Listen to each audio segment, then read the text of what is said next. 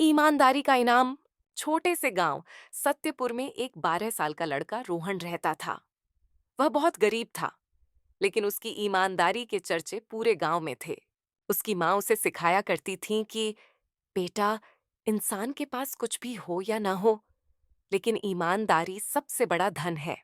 एक दिन रोहन रास्ते से गुजर रहा था।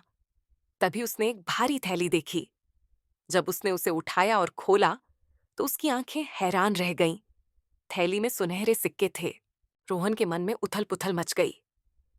अगर मैं ये सिक्के रख लूं, तो मेरी माँ को कभी भूखा नहीं सोना पड़ेगा। लेकिन अगले ही पल उसे अपनी माँ की सीख याद आई, सच्चाई का रास्ता कभी मत छोड़ना। रोहन सिक्कों की थैली लेकर गांव के मुखिया के पास गया और पूरी सच्चाई बता दी। मुखिया बहुत खुश हुए और उन्होंने पूरे गांव में घोषणा करवाई कि जिसकी थैली खोई है, वह आकर ले जाए। थोड़ी देर में सेठ हरिराम आए, जो गांव के सबसे अमीर व्यक्ति थे।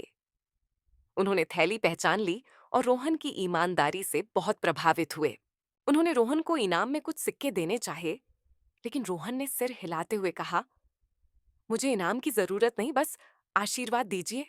रोहन की सच्चाई से प्रभावित होकर सेठ हरिराम ने रोहन की मां को अपने घर में काम दे दिया और उसकी पढ़ाई का पूरा खर्च भी उठाने का वादा किया। अब रोहन और उसकी मां को कभी भूखे नहीं सोना पड़ा।